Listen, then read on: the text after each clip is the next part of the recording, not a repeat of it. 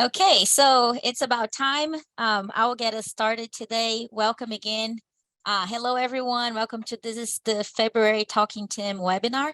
My name is Luana Brashears. I'll help facilitate today's webinar. So the Talking Team webinar series is brought to you by the Federal Highway Administration. And it's from their Office of Operations, and it provides a forum where traffic incident management champions with any level of experience can exchange information about current practices, programs, and technologies. And then just as a quick reminder, at NOCO, we offer a variety of resources to support the transportation systems management and operations community. You can go to NOCO's website, which is transportationops.org, and you can browse through links for TSMO resources and news. Previous webinar recordings and case studies can be accessed from our website as well. Now, I'll just cover a few logistics for today's webinar. This webinar is recorded, and this recording will also be available on the NOCO website to be watched on demand later. The PDF with presentation slides will also be included on our website.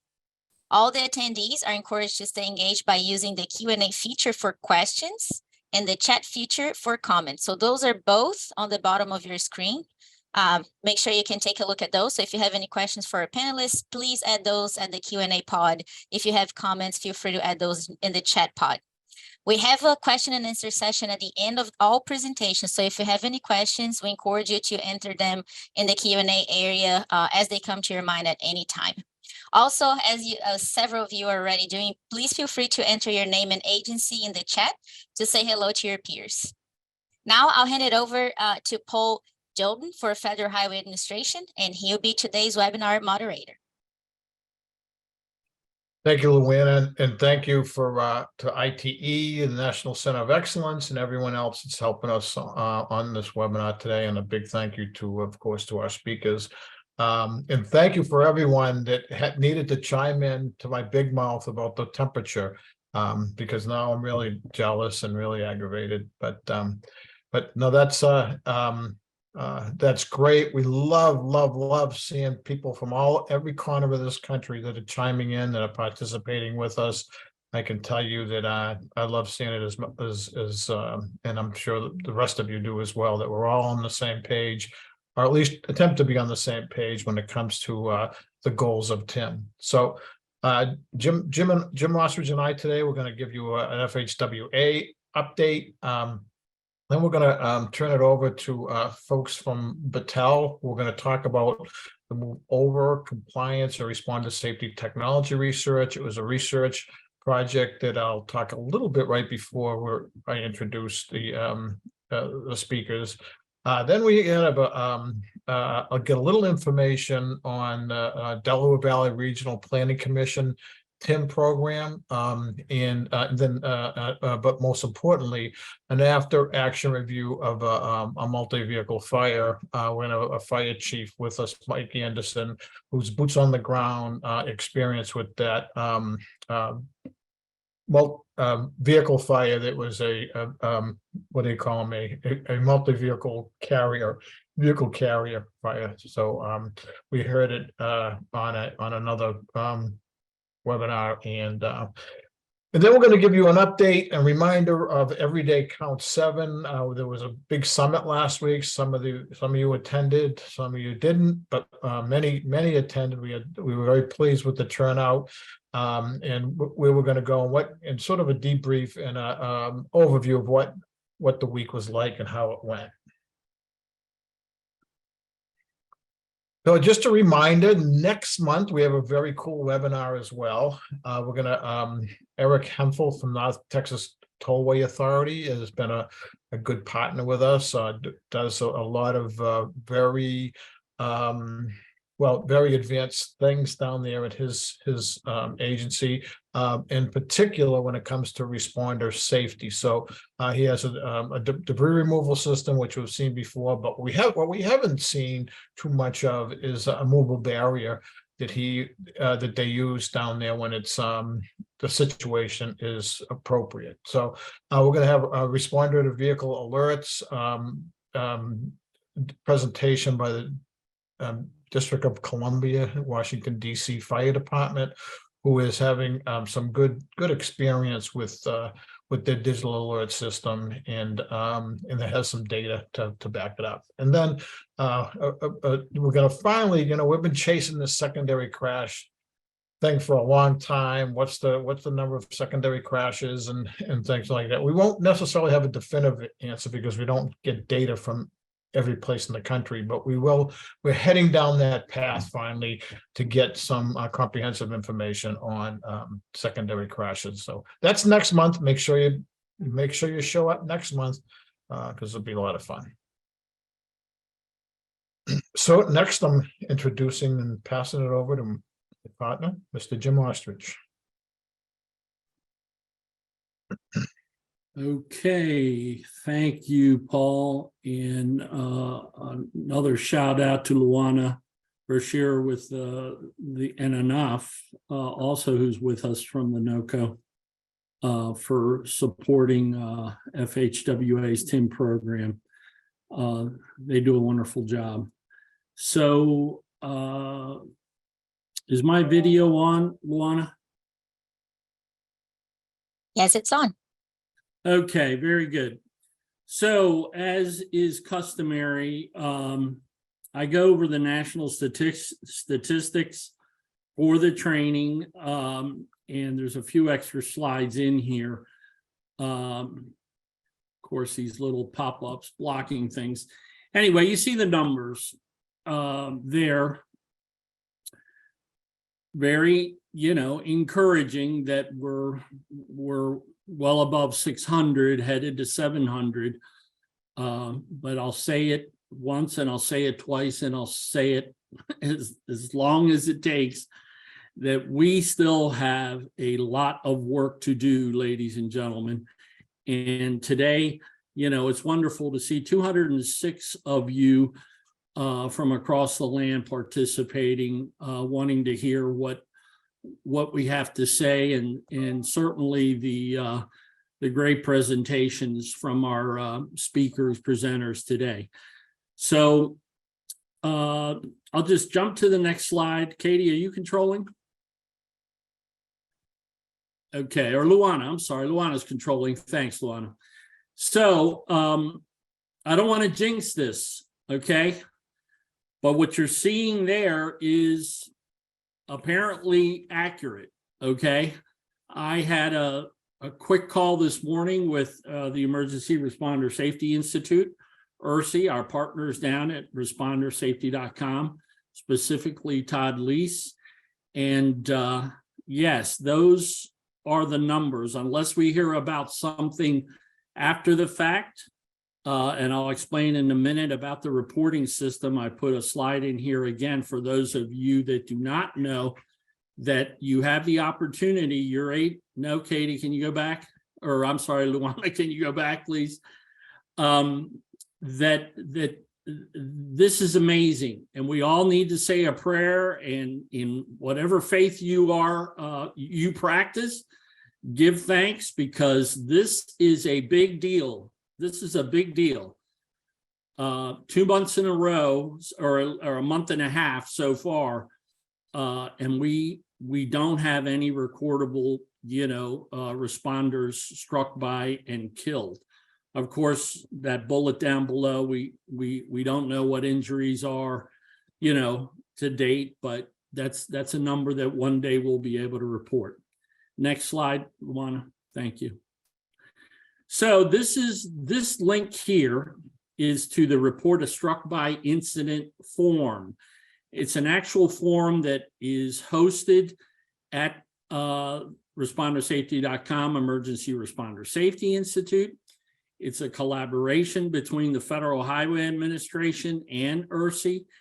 And we want you to share that link with your partners and stakeholders, because you have the ability over 4 or 5 minutes, if you click on that link, you can report struck by incidents, whether police, fire, rescue, EMS, towing, recovery, public works, you name it. You can report those, and we highly encourage you to report those to the database. It'll be captured, and like I said, it doesn't take but several minutes. Next slide. So this is a quick snapshot of the current training, again, broken down by discipline. I'm constantly amazed at how low the number is for law enforcement. Those of you that know me, I speak from the heart. I'm not criticizing or, trying to criticize or be mean or whatever, but we have a lot more than 166,000 law enforcement officers between state police, highway patrol, sheriffs, local police departments, county, you name it, that need to get this training. And so if you have the ability the ability to influence spreading the TIM training to law enforcement in your jurisdiction, region, or what have you in your state, then do so. If you don't, you can contact us because there does exist, if you don't know, a point of contacts list for all 50 states, DC, and Puerto Rico. And that point of contact list is for not just the TIM training, but for traffic incident management programs nationwide. If you add fire rescue and EMS, you can see that's over 300,000 that we've reached. And of course, towing recovery, respectable number, 52,411, but there's, again, a long way to go, folks. You add up transportation, public works, you can see the numbers there. And then there's a lot of other categories that falls under other. And anyway, I'm going a little slower today with this because you need to pay attention. You're going to see the breakdown by states here in a minute or two. Next slide, Luana. So these are the national slides, maps that you see every time that we've been reporting for over 12 years. This is obviously the train-to-trainer sessions, 540 since the summer of 2014. And I'm sorry, 2012, the summer of 2012. And we are still sponsoring now. We're ramping up virtual train-to-trainers. You'll see in a slide here in a minute, but there's going to be additional virtual train-to-trainers and some in-person train-to-trainers. Paul, Joe, and I were working, and Katie, our team, we're working on hosting one in New Mexico sometime in April. So if you're really interested in that, let us know. And also, by the way, another one in Minnesota, in-person train-to-trainer. So let us know. Next slide. This is the map showing the almost 14,000 that have graduated the train-to-trainer. Look for your state, write the number down. We understand these numbers may not apply because the majority of the trainers that have graduated, that 13,831, the majority of them are not training. Sadly, but truly, they're not training. If they were, we'd be well over 1 million by now. You've heard me say this. Next slide, Luana. This is the map of both the in-person, which is the number above the number in the parentheses for by state, the parentheses being the numbers that have taken the 4-hour TIM training online. And that's combined with, again, Responder Safety Institute's TIM certificate together. Next slide. This is the total nationwide, the 637. Again, pay attention to your state, please. 5, 4, 3, 2, 1. Next slide, Luana. This is the SIP map, what we call that was born back in 2014-15, which established a number for every state of the responders that needed to be trained. And if you look down here, what do you see? Down here in the left corner, 1.16 million responders to be trained, but in reality, it is really 2 million, closer to 2 million, if not more. The states in the light blue that you see, Alaska, New Mexico, Idaho. There's a few other states in here on this map that fall into the right side over here. 7 states that are between 0.1% and 25%. Next slide. This is a bar chart of the disciplines, again, broken down. It's the tail of the tape thus far. Next slide, Luana. These are the tables that I mentioned earlier that we've been showing for the past year or so. The top performing states all the way through. From one notice between the 2-week period, the stats. Pay attention to your state. This is the top 10 states for the past 2-week period. Kudos to these states. Next slide, Luana. You heard me mention a virtual TIM trainer session. Another one is coming up March 8th, as you can see here. And the requirements. That point I made about the almost 14,000 that have graduated, the majority of which are not training, sadly. Requirements for your participation, just FYI, and share with anybody in your region, again, your stakeholders, if they want to begin training. It's totally voluntary. There is no compensation. This is done on a, volunteer basis when you graduate. I think that's been one of the misconceptions that a lot of the 14,000, I dare to say, were probably thinking, oh boy, I'm going to be compensated. And that was my fault, our fault for not making that clear. I just think that's the case.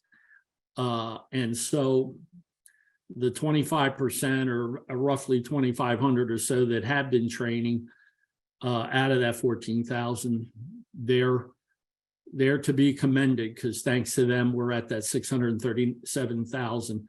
So you can see again, these three bullets are key for you to participate in a train-to-trainer session. Next slide, Luana. This is our contact info. And I think that's it, right? Next, I will pass it over back to my colleague, Paul Joden. All right, and I just want to comment on a few comments we received in the chat, Jim, on the over 100% train. I think it warrants taking a few minutes that those maps show 100 over 100%, and there's Louisiana showing 161%.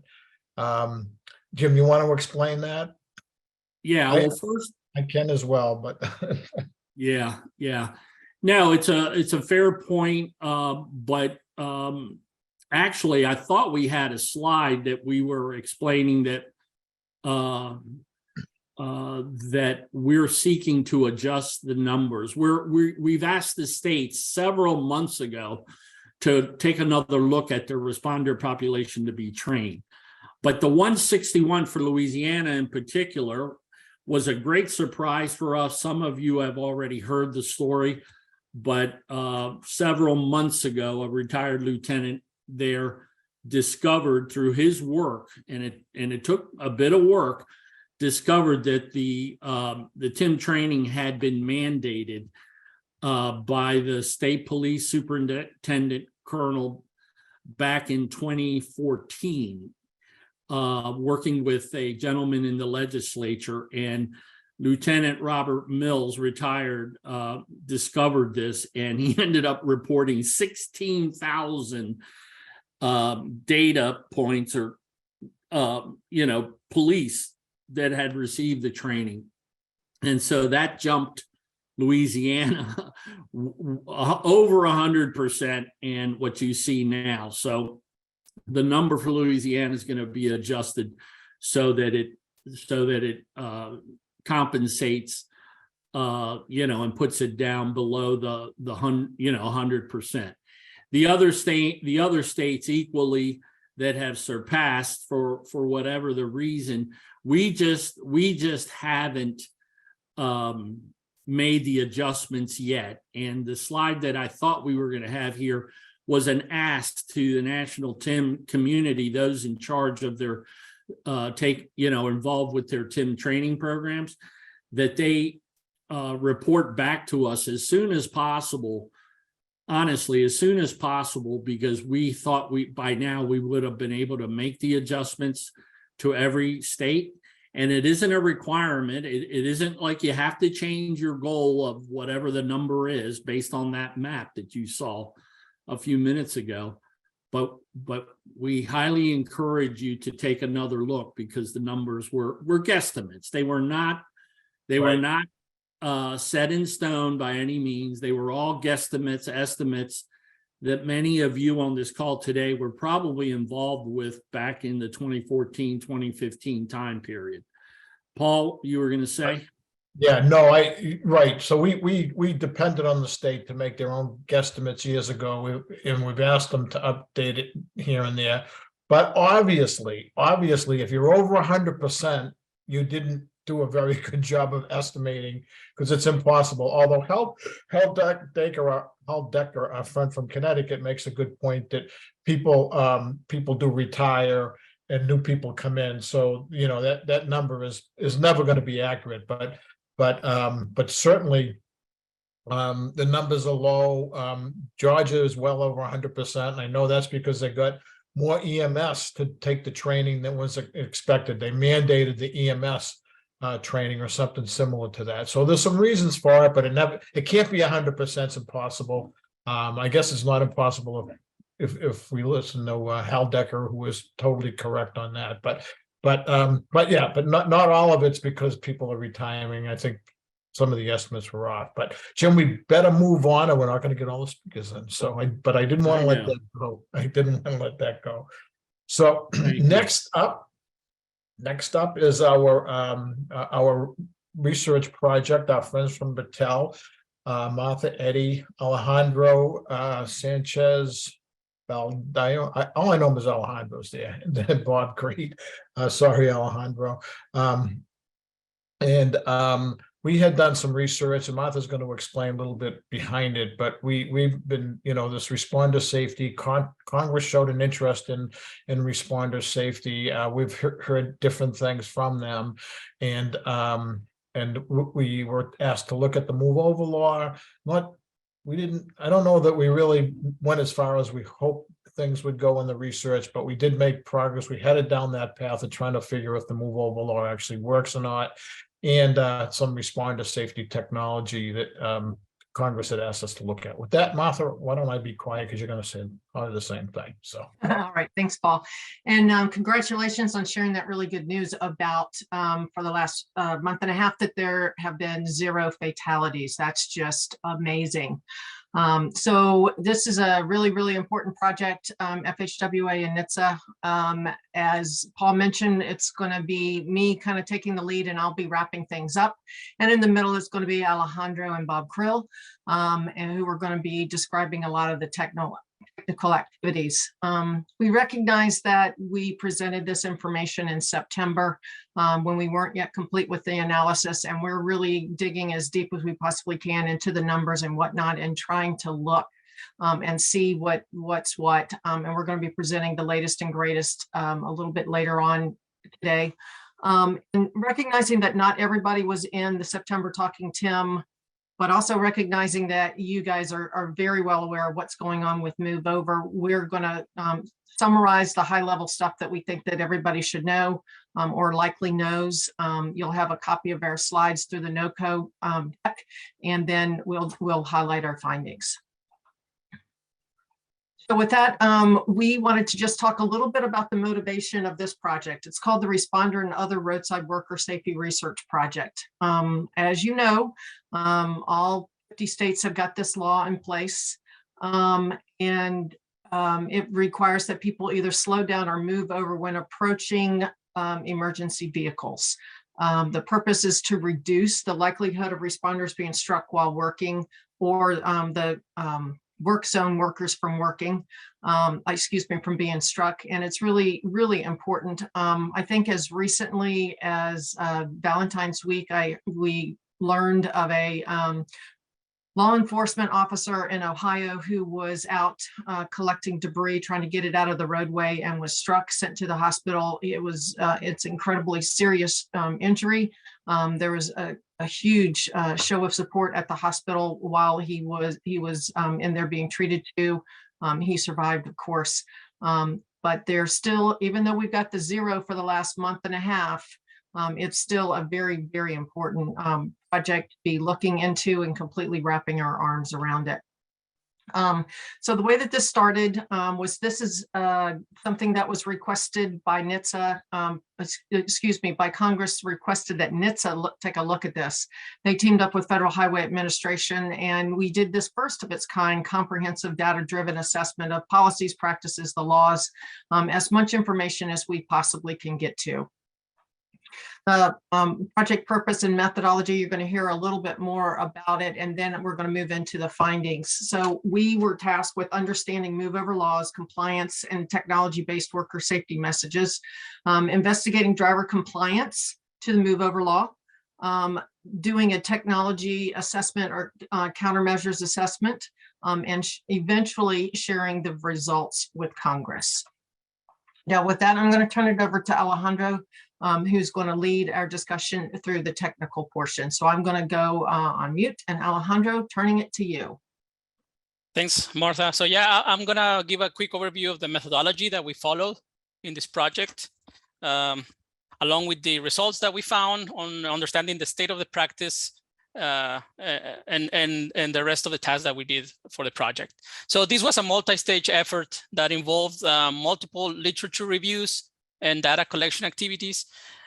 This allowed us to ensure that we have the most up-to-date information about the state of the practice, and also the techniques and technologies that are being used to increase safety.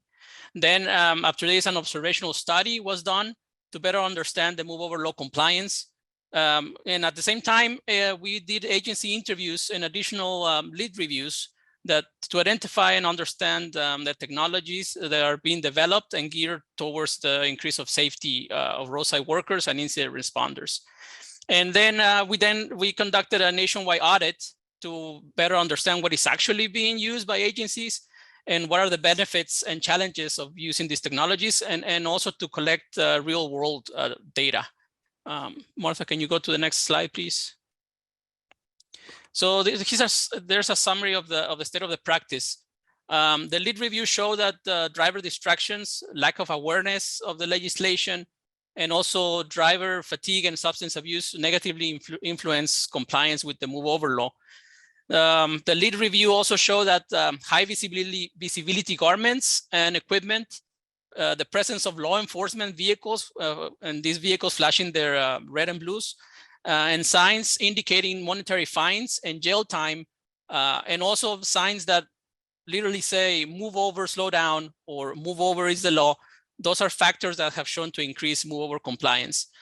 The lead review also showed that variations of the law from state to state may confuse a driver as he's approaching an incident scene or a roadside work. And also the information that we reviewed show that large numbers of fatalities and serious injuries for work zone workers occur during the day and in non-peak hours. So overall, the statistics suggest that struck by crashes tend to occur in daylight and in clear weather predominantly. So following this analysis, we decided to perform an observational study, data collection, to better understand driver compliance in real world settings. And my colleague, Bob Krile, will present this information. Bob. Thank you, Alejandro. So as part of this project, we did an observational study between the time periods of February 2021 and May 2022, using live incident scene videos from transportation organizations who contributed to this effort across 8 different states. The total amount of data collected was 72 incidents that we were able to process. There was considerably more than that that were contributed initially, but they had to be processed and in a way that you'd be able to identify the move over compliance. There's ultimately 14 hours of video, 32,000 vehicles that went through this analysis. The video itself is processed for each of the incidents through an automated object detection and tracking algorithm, which we call ODT, which is developed by the University of Maryland's CAT Lab. And then as part of that processing, we're able to identify of all the vehicles that go through these incident scenes, which ones of them would be subject to move over law by their positioning relative to the vehicles on the side of the road. And then whether or not those vehicles did move over or slowed down by at least 20%. We used, as our primary measure, we used a single evaluation factor, which is the laws vary a little bit from state to state, but that would be generally consistent with all the laws in all the states. And then we also looked at just move over compliance alone. So the next slide here is a video that you can actually see the ODT algorithm being used on an incident scene, where it's identifying individual vehicles as they enter the scene and traverse through the scene, and then digitizing that information. Once we have that, the algorithm itself is able to identify whether those vehicles were in compliance with move over and or whether they were subject to moving over. So this was the underlying technology that was used to come up with the statistics that we're going to analyze next. Once we had the information for individual vehicles of these from these videos, we fit statistical models to the factors associated with the vehicles and the videos themselves to try to identify whether there's factors that were predictive of overall move over compliance. Some of those key factors included differentiation between cars and trucks, looking at different roadway locations, different incident types, the responder vehicles that were on scene depending on the specific video, and some other factors associated with the incident scene, like the traffic flow rate or the time of day and day of week. The first major objective of this was just to get some idea of what move over compliance it looks like right now. And the overall statistic for the entire study was about 48% compliance of all those vehicles that are subject to move over, doing so either by moving over or by reducing their speed 20%. So 48% is sort of the takeaway big number of how good is move over compliance sort of nationwide. We did see significant differences between truck and car compliance. Trucks were about 6 to 7% higher compliance level than cars. And then we also looked at the statistic using just move over as a compliance. To meet the compliance, those statistics are lower, of course, because you're not able to meet compliance by reducing speed. But we did see the same pattern. As far as the just moving over alone, trucks are more likely to do so than cars. The other significant finding on these first set of factors is that if you take an incident scene with a safety service patrol vehicle and then you compare it to another scene that also adds a police presence, that you find that the police presence, in addition to any safety service patrol vehicles, tends to lead to higher compliance. We quantified it at about 8.5%. We looked at a couple of continuous factors to try to better understand compliance. This particular plot shows the relationship between compliance and vehicle flow rate through the incident scenes. What we found in this analysis is that there's a small but persistent relationship that as traffic flow rates increase, the compliance rates decrease. And we'll also look at this shortly with respect to density in addition to flow rate. And another important finding, we looked at time of day, and as Alejandro mentioned about the times of day where individuals are most vulnerable, we did find some relationship here with the highest levels of move over compliance occurring in the morning hours up to about noon. And then we got lower average compliance. There's quite a bit of noise in the data, but we got lower compliance in the afternoon hours. And then if you look all the way out on the right side of the plot, there's very little data after about 5 or 6 p.m. and only a couple of nighttime incidents because of the challenges of having video where you can actually look at, be able to classify move over appropriately. We did find some factors that didn't show any significant correlation. That doesn't mean there isn't any, but just we didn't see that in the data. Rural versus urban roadways, disabled versus crash scenes. And then the movement direction, whether individuals were required to move to the left or move to the right. Those did not show significant relationships. There were a couple other factors like weather. Most of the videos were in clear weather, and some of the scene characteristics that we might have been interested in evaluating if they were available.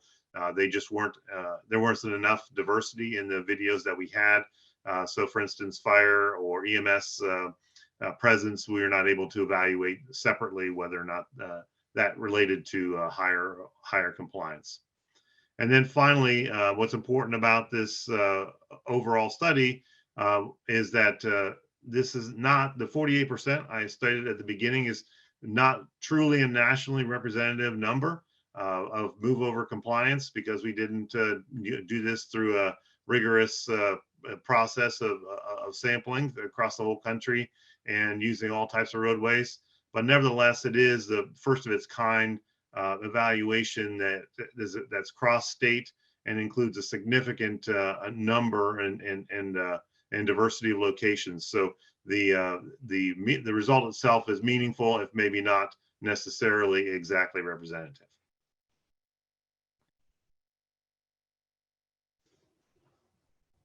Thank you. Thanks, Bob. So I'm gonna take over and talk a little bit about the roadside safety technology assessment. Can you go to the next slide, please? So the goal for this task was to identify current and emerging technologies that are being used to improve roadside worker and incident responder safety, and what is the effectiveness of these technologies. So first, we conducted a market scan, which involved talking to DOT representatives and technology manufacturers. And these allow us to create a list of technologies, A literature review was then done to identify studies that investigated the effectiveness of these technologies. And this review allows us to determine what are the best practices for measuring the effectiveness and evaluate safety technologies. Then after this, a technology audit was performed to better understand what is really being used by state organizations and for what activities these technologies are being used. So if they're being used for work zones or for incident management, and the duration of deployment for these technologies.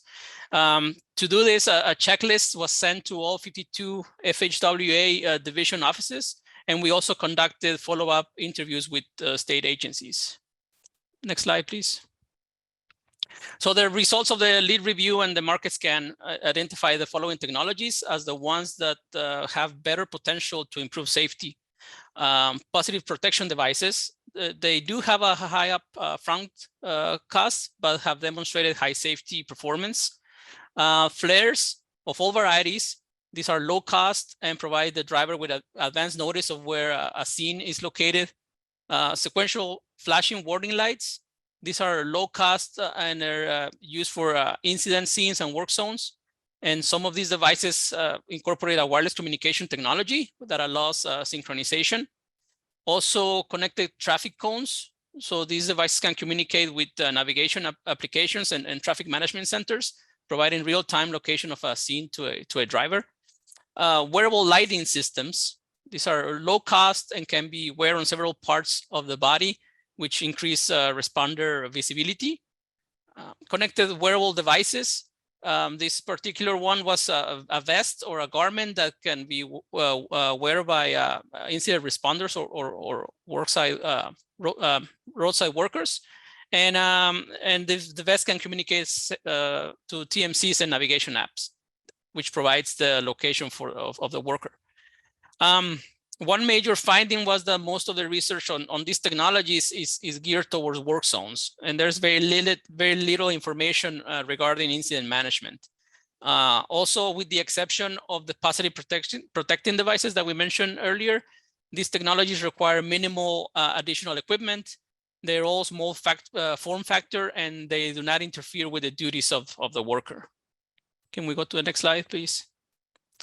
So regarding the nationwide audit that we perform, we sent out the technology checklist to all the FHWA field offices, and we received responses from 27 jurisdictions.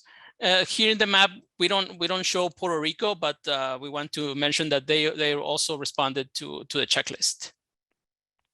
Next slide. So here are a couple of examples of the data that we collected through this checklist. The information we received was tabulated and was presented in the form of bar charts to better understand the number of agencies using the technology and whether if this technology is being used for long-term versus short-term deployments, and if it's being used for traffic incidents or work zones. The graphs shown here show the results related to connected device technologies and their use for work zones versus traffic incident management, and also wearable roadside worker and responder protection, and their use for long-term versus short-term deployments. There's a link, and I think it's going to be shared in the chat. So the full results can be found in the link. You'll see all the graphics and all the results. So next, these are some examples of technologies that we discussed with agencies. The first one is from the city of Carlton, Texas, Fire Rescue Department. This department requested the vendor of the mobile barriers to design a version of the barriers that specifically designed for incident management. So what they require was a 45-foot-long barrier that's equipped with 2 parallel steel wall sections. Now, if you compare this to the ones that are used for work zone, the configuration is different. This one has 2 parallel walls instead of being in an angle. They also requested to have a rotating truck-mounted attenuator, an aero board, and then on top of it, a 3,000-gallon water tank that has connectors on both sides to supply water to fire engines. So the unit serves as a protective barrier for the incident responders, as well as to provide water for fire engines. So they requested this to replace the use of the fire trucks when trying to block a scene. So after just 2 weeks of being in service, this barrier was struck by a distracted driver. And so this saved lives of the responders and prevented a major incident. So the city of Texas did not do the city of Carlton did not do an official cost-benefit analysis, but they calculated that it's more cost-effective to invest in one of these barriers as opposed to the high expenses that it takes to repair one of the fire engines after it's being hit by a vehicle. Next slide. So the Illinois State Police, District 15, is currently using a programmable system to customize the lighting arrangement across vehicles. Different modes of flashing patterns can be programmed into this system, depending on the vehicle dynamics and the performance, such as if the vehicle is moving versus if the vehicle is stationary, if the turn light is on, if the brake lights are engaged, if the door is open, if the system is being used during the day or during the night. During our conversation, 150 units have been deployed. The ability to synchronize the lighting across multiple vehicles was being planned.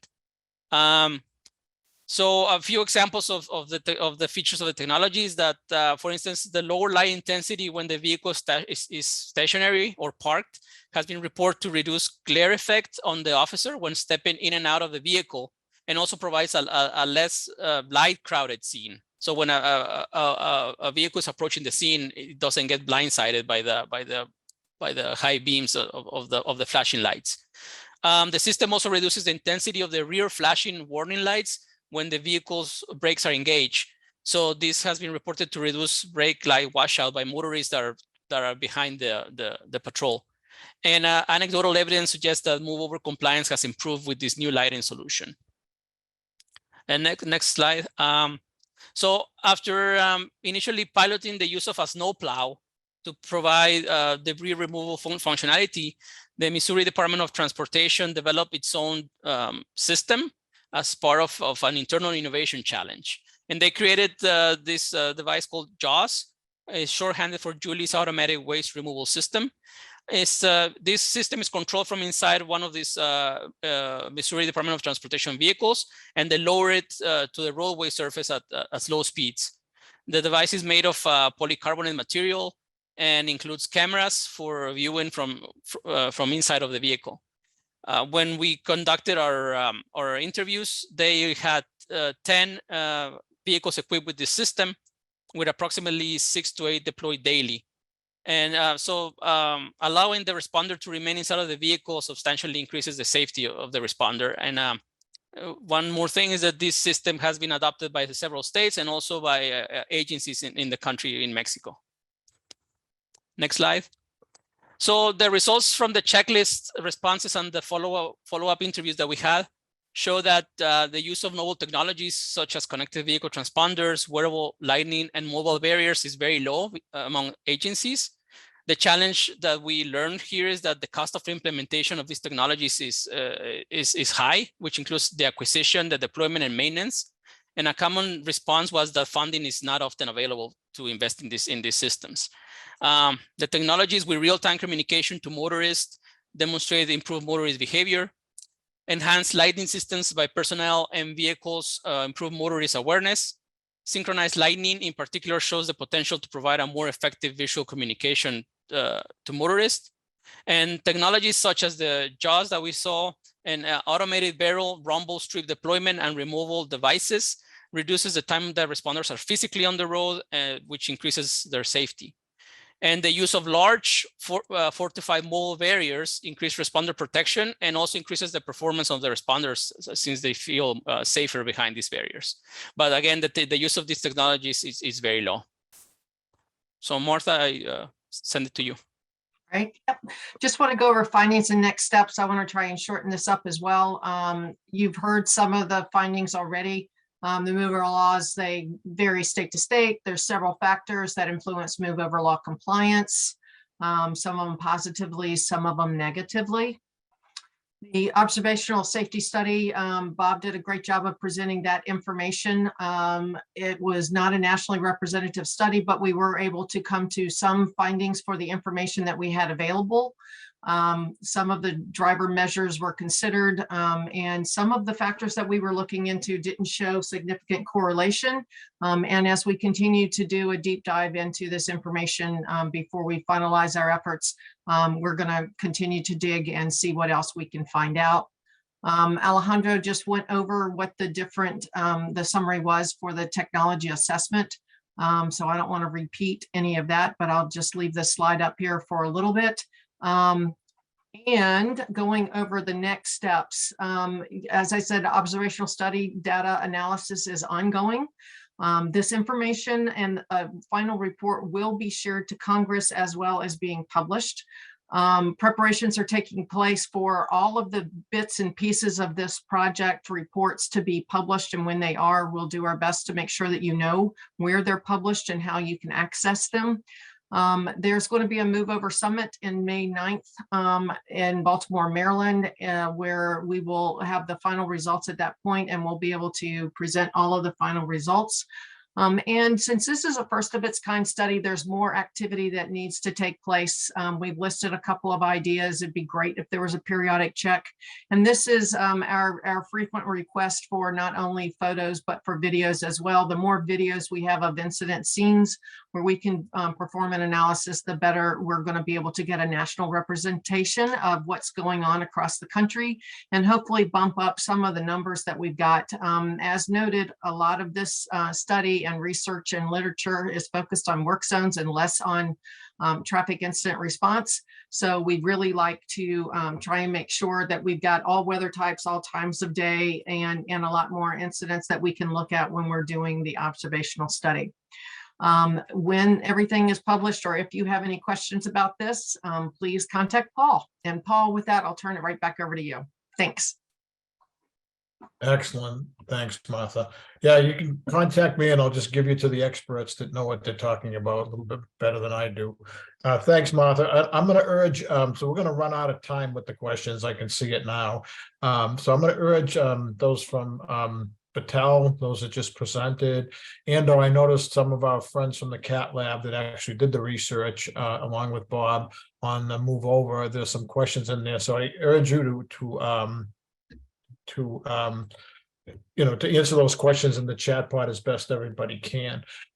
Next up, we're going to have our friend Chris King from Delaware Valley Regional Planning Commission, who manages a lot of committees actually. And we were on a committee, a multi-committee webinar a few weeks ago, and there was a presentation by Chief Bob Anderson here, who's going to, or Mike Anderson, sorry, who's going to did a great after action review. So information on both I think is very helpful and will be good. And I'll stop talking, hand it over to my friend Chris.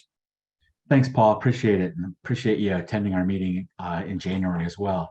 As Paul mentioned, at DVRPC, we're the MPO for the Philadelphia region, so we're a bi-state MPO, and our TIM program started about almost over 22 years ago, 1999, and it was a way to, obviously to provide a venue away from the scene of an incident for responders to meet and to build those relationships.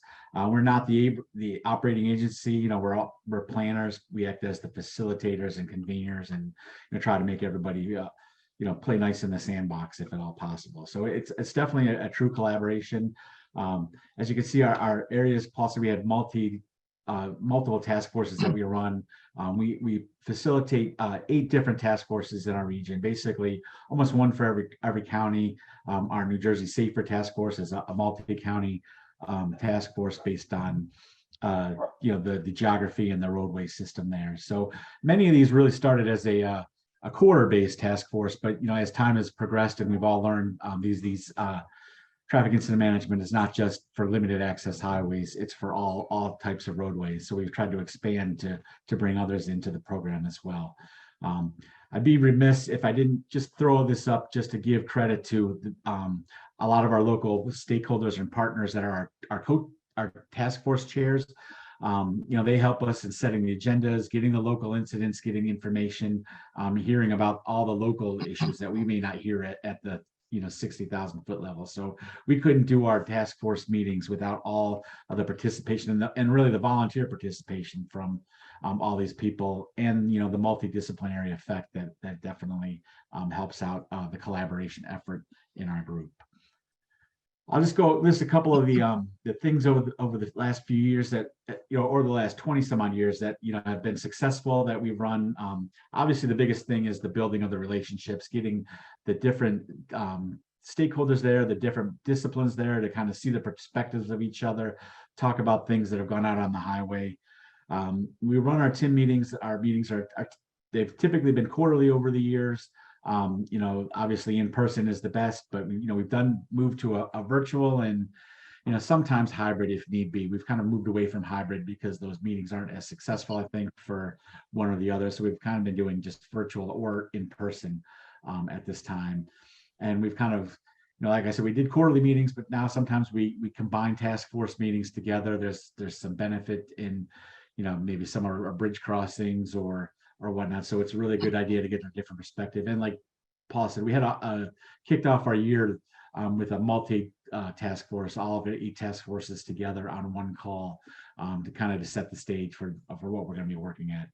We do after action reviews at every meeting, not informal ones, but to get the information out, share best practices. And that's why Chief Anderson is here today, because he provided an excellent one. The TIM training is something obviously we facilitated over the years. we've held several regional traffic incident management conferences where we can hold them. We've held them at our Citizens Bank ballpark where the Phillies play. We've been able to block off streets and do vehicle demonstrations and various items. And recently we've been holding some electric vehicle fire training classes. We've also provided some technology assistance to some of our agencies. We have provide video walls, customized video walls for a video sharing process, collecting the videos from both our DOT partners, sharing them. We've done an interactive detour route mapping system, which is all of the official PennDOT detour routes. New Jersey DOT in our area has just kicked off, and they have a similar effort as well to map all of their official detour routes. They're more used in planning aspects, not necessarily the day-to-day aspects that drivers would use. We've also done construction coordination, which has been really a huge benefit. There's a lot of multi projects out there, big scale projects. This one picture is of a scene of local responders providing input to. There's a couple hard shoulder running projects that are coming down the pipes in Pennsylvania along two major highways. So that's obviously been a big contention for our local responders, and we kind of act as liaison between PennDOT, the responders, and the designers and the engineers that are actually designing the thing, so they can provide their input early and often during the whole process. Other special projects, some ramp designation signing was done early on. We facilitated some TIM safety and operating guidelines for some of our task forces, putting what they typically do, on a day-to-day basis on paper, so that they all know their different responsibilities, and a lot of it is based off of the TIM training. A couple of our task forces have asked us to do response boxes, designating, who's responsible for which part of the highway. This is specifically in New Jersey, in our New Jersey Safer group, which, like I said, divided two different counties. It was really important based on the communication and having agencies respond to the highway based on access to the limited access highway, not necessarily their municipality. And it's been pretty successful. They signed MOU contracts, and it's been in place, and we update those fairly frequently based on the agencies that respond and some of the changes. Move over seminars for law enforcement. We've done, obviously we do like a social media toolkit for Crash Responder Week. That's just something that we push out to all of our task force members and ask them to do some social media campaigns as well on their own sites to get the word out. This EV task force subcommittee is a recent activity that we've been doing. We've kind of held 2 meetings, and it's based off of our meetings of electric vehicle fires and the varying efforts that each of our stakeholders have. Some know a lot about it, some don't. There's a lot of misinformation out there on some of these things. We've kind of grabbed a smaller group of people to get together to talk about it, to kind of see what we can do as a group to maybe document best practices, put together some guidelines, even if informal, and maybe even a clearinghouse of information and training. And we're just kind of meeting on a monthly basis right now to kind of figure out what our actions are and what we plan to put together. Over the years, we've been involved in several large special event planning events for papal visits, national conventions, and as a MPO, we're looking out for the local responders, the funding and that type of thing. We try to incorporate traffic incident management and traffic operations and TISMO into all of our long range plans, our congestion management processes, our safety analysis, statewide safety plans. So it's a group effort, and we support our statewide TIM efforts, both Penn Time in Pennsylvania with Todd Lease and NJ Tim with Sal Cowan and his group in New Jersey. So we couldn't do it without collaboration. I could speak for hours on some of our things in more detail, but I wanted to hand it off today. The reason why you're probably here and listening is as Chief Mike Anderson with New Jersey, with the West Trenton Volunteer Fire Company. He is well over 30 years, I think, experience with West Trenton Volunteer Fire Company, and several other years as a career fighter for Ewing Township. So this was a pretty interesting after action review that kind of came across, and he'll talk about all the details of it. So I'll hand it off to Chief Anderson. Thanks for joining us, Mike. Thank you, Chris. Good afternoon. Mike Anderson, West Trenton Volunteer Fire Company out of Mercer County, New Jersey. Just a little bit here, we're in, it says West Trenton, but we are in Ewing Township, New Jersey, that borders Trenton, the city of Trenton. We have a wide variety of traffic and things in our area. We have air, we have rail, we have the river, we have, just about everything here. So as Chris said, I have over 30 plus years retired career and volunteer, served as the chief of the last 5 years and continuing. Next slide, Chris. So on January 23rd, it was a Monday morning, approximately 6:21 a.m. On I-295 southbound between Bear Tavern Road and Scotch Road, we were dispatched to a vehicle fire. We had light rain that morning and the road conditions were wet. And these were the responding agencies. Initially, West Trenton was dispatched first as the local company. We also work closely. We have the airport right here next to us, which we work closely with Trenton Mercer Airport, Station 34. Ewing Township Fire Department, Station 30, that is the career department that's located in the center of town. And we have Prospect Heights Fire Company, that's our sister company on the other side of town. Also detailed to the incident was Union Fire Company and Pennington Fire Company, the two tankers that we dispatched for water supply. Also, we had the Ewing Township Police. I requested, being on the highway, New Jersey State Police usually aren't local, even though we have state police headquarters here. There's not usually a road patrol at that headquarters. So I called Ewing Police to assist with traffic control. And also in New Jersey, we're benefited with the New Jersey DOT Safety Service Patrol. This is a pickup with a signboard that they patrol the roadways for any disabled vehicles or traffic incidents or anything like that. And they do monitor emergency traffic radio. So they do respond to the area. Also, we have, I'm benefited here, right here in West Trenton, and also do have the New Jersey DOT West Trenton yard, at the actual maintenance yard right here off the exit, which is also a big asset that we have here.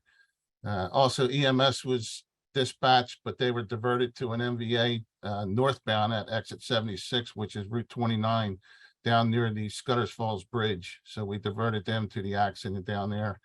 And lastly, we also, since we had some spillage, minor fluids from the vehicles running off from the fire, we also make a notification to New Jersey DEP Emergency Response, just for the notification, as we do with any hazmat or incident.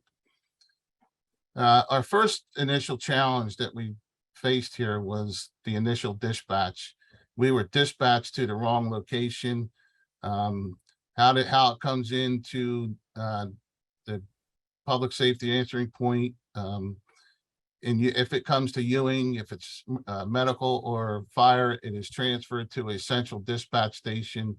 And sometimes there's that disconnect of gathering the proper information or the location. We were actually dispatched to I-295 northbound in the area exit 72, which is Route 31. This is probably 3 or 4 miles from the actual incident location. And again, not enough information was given to us, as we were thinking that we're going to a single vehicle fire where the incident included multiple vehicles on the car carrier. We weren't advised beforehand that it was a car carrier with multiple vehicles. And once I arrived on location as first on location, it was a surprise to me that there was no truck attached to the trailer or in the immediate area. And not knowing, seeing, 4 vehicles burning at least, not knowing if there was any vehicles that were electric vehicles, which is a pretty big hot topic right now throughout the responder world, which we're learning, more and more as time goes on. This slide here shows the differences on the highway. You can see where it says initial dispatch, where I said, it's probably a couple miles away to where the incident location was.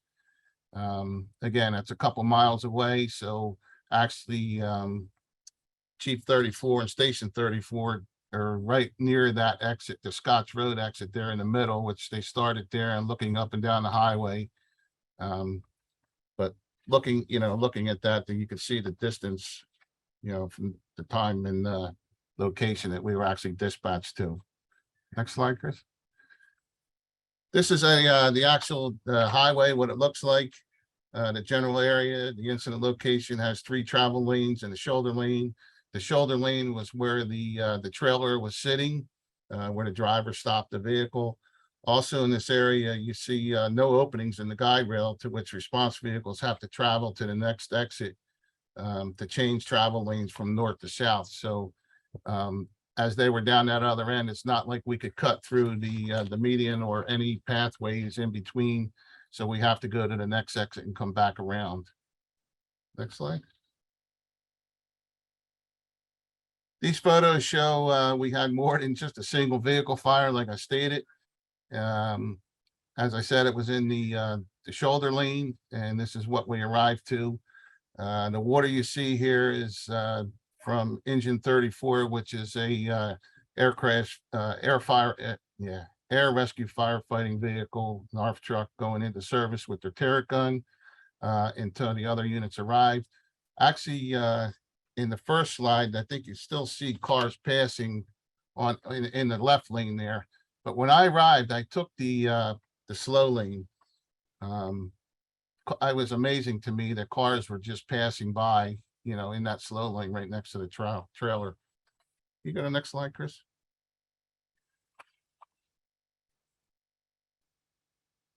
With no tractor attached to the trailer, I noticed what appeared to have another car carrier approximately a quarter mile further down the highway in the shoulder lane. And again, I took the slow lane with my command vehicle to try to move traffic over. It was shocking to me to see the vehicles passing in, right next to the trailer with the tires were blowing and the fire blowing out. Just, I don't know what it is in New Jersey when they, this was early in the morning with rush hour. And when people got to get somewhere, they'll just drive anywhere. They don't care if there's fire or what. The second vehicle, like I said, engine 34, took the additional lane and did an initial fire attack from the rear. But we still have problems with the passing vehicles in the outside lane as the ARF truck was moving around to attack the fire. Second vehicle was engine 33. I had them arrive and took the blocking position in the slow lane where I was to maintain traffic control. And then I moved past the trailer further down where the it looked like the other car carrier was down there. And this is where I also requested Ewing Police for traffic control until New Jersey State Police arrives. Next slide, Chris. These photos show a little bit later in the fire attack. As you can see, Squirt 31's articulate master stream device and the hand lines we had out on the highway. And again, once we go on the highway, as a commander, our priority is personnel safety. So the traffic diversion in an operation like this is priority. Once I traveled down, I seen the other car carriers where the driver was. So I asked the carrier driver if there was any electric vehicles on board that were burning. Asked him if he had a transcript or a manifest, which he didn't. All he had was information on the vehicles. But he did state to me he thinks there are maybe possibly 1 or 2 EV vehicles on the trailer, but not knowing which ones they were. And the only manifest that he had it on his cell phone where a list of the VIN numbers that he was transporting.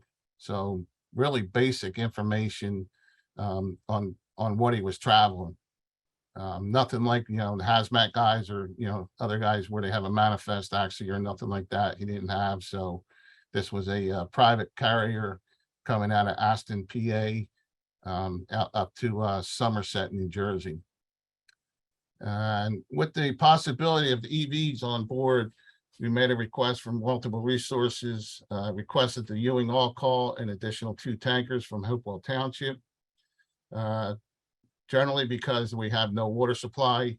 And I'm thinking in my head, oh boy, this is EV vehicles, and we're going to be here all day because everything we're learning, as everything, the EV vehicles are a new hot topic.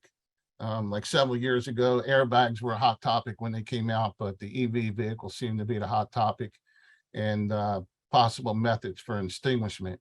Right now, it only just seems that, you know, copious amounts of water are the only solution right now. So that's why I requested the additional 2 tankers there. New Jersey State Police arrived. And the first thing the trooper asked me was the sergeant wanted to know how long the lanes were going to be blocked. Again, once we go onto the highway, we work hand in hand with them to try to minimize any traffic congestion. So we try to limit closing the lanes, but again, personnel safety is our priority. We did leave the fast lane open so traffic could get by.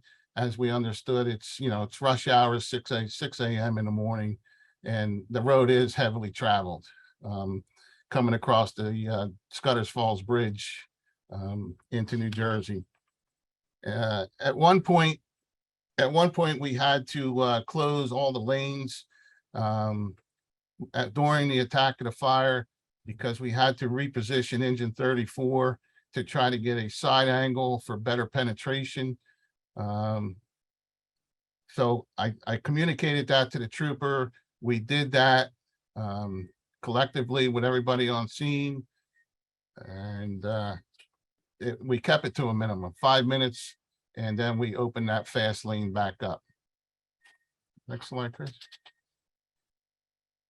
Squad 30 arrived and they blocked the middle lane, and they assisted engine 33 with the hand lines for the fire attack. As you can see, the multiple hand lines in the previous picture. And we had engine 31 and squirt 31 arrive and assisted the crews. And again, like I said, we had squirt 31 articulated master stream. We were to put that up into service along with the hand lines and the ARF truck. We did this in sequence with the tanker task force shuttle back and forth. We did have the New Jersey road service vehicle arrive, and I can't say more enough about these guys. They travel the roads. They're great. They're well-trained. I don't even have to tell them what to do. They just show up and start doing the advanced warning and the traffic diversions. Them guys are just great. Also, we work the Scudder's Falls, the Delaware River Joint Toll Bridge Commission. We work very well with them. I have direct communications with their patrol vehicle. If it is closer towards the bridge, they are there to help with traffic control with their patrol vehicle and some cones and stuff. Again, these road patrol guys are just great when we get out there on an incident like this. The tanker 51 and 53, they arrived for the additional water supply that fed engine 33 and squirt 31. And again, I'm benefited here with New Jersey DOT, the West Trenton yard. As the morning struck, again, I guess they start at 7 a.m. They came out with additional traffic control devices, cones, and they also set up the detours. I'm also benefited because I have a member of the fire company that works for NJDOT. He's a supervisor, emergency response road supervisor. So for me, I make one call and he handles the rest for this type of traffic control, which is a real benefit for me. So, and once the fire was under control, and once the fire unit we picked up and the middle lane was open for the traffic, but we did keep the slow lane closed for personnel safety. As always, that's our high priority. And this is what we ended up with. We had 4 cars that actually burned on the trailer. At one point, you could see the top rear car, which we thought may have been an EV vehicle, because the driver of the trailer wasn't sure which vehicle it was. Next slide, Chris. Hey, thanks, Chief. We need to wrap this up. We got one more presentation to squeeze in. Sorry, we're Okay, running late. It's not it's not you. It's just okay. I could go through this pretty quick. Yeah, thanks. So like I said, we had the vehicle. It was we thought it was a EV vehicle on the back there, but it ended up being the magnesium in the vehicle underneath that was burning. And again, it was hard for the firefighters to determine if EV vehicles, any charging ports or labeling on the vehicle. And the fire investigator actually after the fire ran the VIN numbers and determined that we only had one EV vehicle that was on the front part of the trailer as the driver. It was a split trailer, and he disconnected the trailer and actually pulled a quarter mile down the road. And again, the source of the fire was the trailer braking system that malfunctioned on the passenger side, which blew the tires out and lit the fire. And again, with this operation took us over 33,500 gallons of water from the two tankers, and we had a fill site that was approximately a mile away at an office park just off the Bear Tavern exit. Some of the things we had were the delays in calling for towing, which delayed the on-scene time. Again, the information wasn't translated to them. They showed up with a one-car tow truck, not telling them there's multiple vehicles on a car carrier. And successes, we had, again, I'll say the Service Patrol, Ewing Police, and the NJDOT. Biggest thing, strong coordination of your resources and knowing what's there. Future preparedness, we need to find strategies to determine the electric vehicle from internal combustion versus electric vehicles. I don't know if the labeling is kind of small, especially up in the air on a car carrier, and resource typing for the dispatchers to gather that information and get it out to the responders at the communication center. And last but always, continue education, firefighter training, and dealing with EV vehicles. I know there's a lot of agencies gathering information. There was one at the Regional Planning Commission meeting. So guys are out there getting this information to get it to the responders, as the upcoming and stuff that comes available. But training is key on any incident like this. And I think that's about it. Thanks, Chief. Really appreciate it. It was good. It's good for everybody here. Not everyone here is a first responder, so they, some of these things that hearing some of the cadence of what happened and what has to happen, and Right. and then that's I think that's very helpful. And then DVRPC, everybody is a model to go by when you're doing Tim committees. I just saw all the activities that Tim's coordinating. So with that, I'm going to talk. Katie, do we have enough time? Katie, you think? What do you think, Katie? I can do it. I can get it done in 10 minutes. Anyone can, you can. So I could even probably do it in 8. So we just wanted to take a quick minute here to remind everybody about Everyday Counts Round 7 and the fact that we were selected to continue, or that FHWA selected traffic incident management as a focus area again. So I'm just going to briefly go through this. Remember, we don't pick favorites. For anybody that's not familiar, Everyday Counts is a FHWA program that's been going on for years. We're now in round 7, and each round is a 2-year period. And really the purpose is to look at things that are going to enhance safety. We're going to reduce congestion, and it's taking innovations that have been proven. This isn't a research project. We really want to take items that have been proven, but are maybe not as used as they could be. So for the 2023-24 period, that's EDC 7 again, there were 7 topics that were picked. And as I mentioned, Next Gen TIM technology for saving lives was fortunately one of those innovations. So just a quick reminder, EDC 6 was the introduction of next generation TIM. And we were very fortunate to have 40 states that participated in the last 2-year period. And if you guys remember, we really focused on making sure that TIM programs were inclusive, because TIM is for every roadway, not just the interstate, and making sure that that includes all the responders, including the local responders.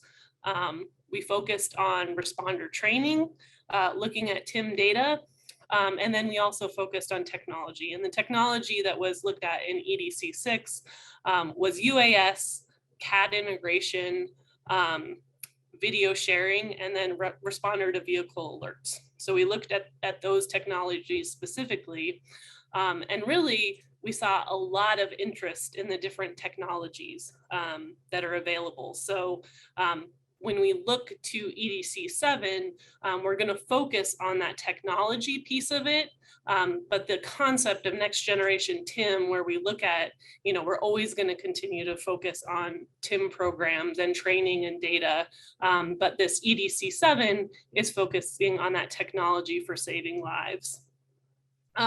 So we're looking at some emergency technology or some emerging technologies that are out there. And another important thing is that finding that linkage with the National Roadway Safety Strategy and the Safe Systems approach, and making sure we're accounting for post-crash care. So the 6 technologies that we're focusing on in EDC 7 is UAS for TIM. We saw a lot of interest in that, and there's even emerging things when we're starting to look at things like tethered drones and some of the different ways that people are using UAS, really focusing on TIM and trying to expand that just beyond just crash investigation. You saw today when they were talking earlier about the move over research. Debris removal is a hot topic right now. We're looking at emergency vehicle lighting. I will note this was originally emergency vehicle lighting and markings, and we did kind of pare that down, and we're really just going to focus on lighting for EDC 7. We're looking at different advanced warning technologies, and this includes that R2V that we've been looking at previously in EDC 6, and then emergency vehicle preemption, and then looking at TIM technologies that can help EMS to support their post-crash care. So it's kind of a mouthful, but that's the 6th topic area that we're looking at, because that really does involve multiple technologies just within that one topic area. So last week was the EDC 7 summit, and the purpose of the summit is to just let FHWA and the states know what the 7 for this EDC 7, there's the 7 innovations. So it lets them know what each innovation is. And we're really trying to encourage each state to sign up and participate specifically in Next Gen TIM Tech. So we had 2 breakout sessions last Tuesday to kind of really give a solid overview of what we're looking at. And I just wanted to recognize we had some great speakers, guest speakers at that. We had Owen from Missouri talking about driver removal system or debris removal systems. Sal from New Jersey was talking about advanced warning. And then Grady gave an update on that expansion of UAS for TIM. So I have no doubt that we'll see both Owen and Sal in future talking TIM, and Grady will be on next month too to talk about these things. And part of what we did during the summits is we had a couple poll questions. So we wanted to share the results of those poll questions with you. So the first one was an open-ended question where we were really just asking the participants to give us some input on how they think we can better engage the EMS community.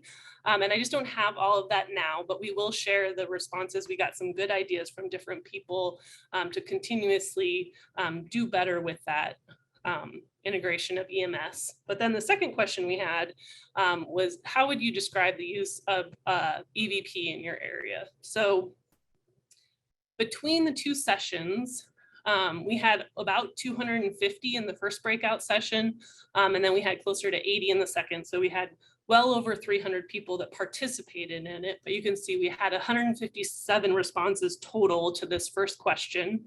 And you'll see at the bottom, there were quite a few people that said unknown, which we expected. Not everybody that's participating has a full idea of the use of EVP, but we did see that there's a lot of interest.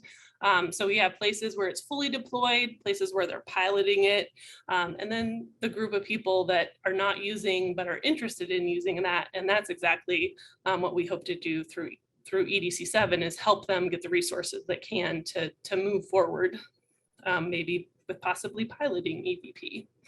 And then the second question we asked, or well, the third poll question we had, was just open. You could pick multiple responses, and we said, which of these next gen TIM technologies do you think your state would be interested in adopting? So you can see kind of, we had a lot of interest in advanced warning.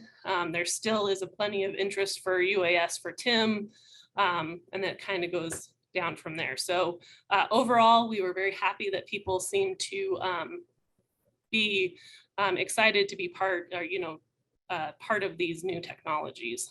So I also just wanted to take 1 second to highlight we had 2 other sessions that we hosted in the booth for the innovation. We had some more presentations on advanced warning technologies. And then we had a really great post-crash care roundtable on Thursday. And both of those were recorded. And we're working on getting the information, which we'll share out to everybody on how, if you were not able to participate in those sessions, you could get access to watch them. Great presentations, and the roundtable discussion was really good on Thursday. So, and then just real quick to make sure everybody understands, we'll be the first to admit that for EDC 6, it was a little hard for the states to kind of show their progress, their implementation progress. So we're encouraging states to pick as many technologies as they want to participate in, but when you're really looking at measuring success, just pick one, and we'll maybe the technology that you think is most likely to be a top priority or most likely to advance, and then we'll use that one technology to select your baseline and goal implementation stages. And we can talk about that more. But even more importantly, is we want to make sure that everybody is out there promoting, participating in this, because it is FHWA. They go through a process, and Paul, feel free to jump in, where they select which of the innovations that they want to choose. And I believe they have to do that by mid-April. So if you're interested and you think your state's interested, make sure FHWA knows that you want to participate. So anything you want to add, Paul? The state DOT often coordinates that. It's every state has a state transportation innovation council, and they coordinate that. But it's a partnership between FHWA division and the state DOT. We want every state to sign up to advance at least one technology, and we want you to irritate somebody in your state to make sure they sign up. I tried to talk as fast as I could. Sorry. You did a nice job, Katie. Holy mac, you got 1 minute to spare. So with 1 minute to spare, I know there was some questions in there. I don't know that we'll get to them. We can stay for a few more minutes, right, Luana? We okay if we go over a few minutes? That's okay. Yeah, thank you. Jim, did you see anything in there that you want to answer verbally? Or anybody? Too many and too little time. Okay. Another time, Paul. No, there was a lot of good information shared in the excuse me, the chat pod. I really appreciate all the activity. That's what we're all about here at Talking Tim, right? We want everyone talking about it, sharing your experience. My friend in Massachusetts, Brian, 3 hours put out an EV, and five surrounded 20,000 gallons of water to put the thing out. Just one EV fire, and this is going to be multiplying as I'm a firm believer in electric vehicles because I think the get away from gasoline, but boy, we have a problem on our hands as we go. So there was a lot of good information there. I'm not sure we really can get into it, as Jim said, but really appreciate everyone's attendance. Please come next month. We can't wait to we have some really good speakers again. And I want to thank all the speakers that participated with us today. And all of you, and most importantly, you know, all you are making a difference out there. And we want to urge you, no matter what your role is, responder, support of a responder, you're all important, and we really appreciate it. So with that, we'll let you all go, and we'll see if we can catch up with you some other time with some of these answers. Thanks, everybody.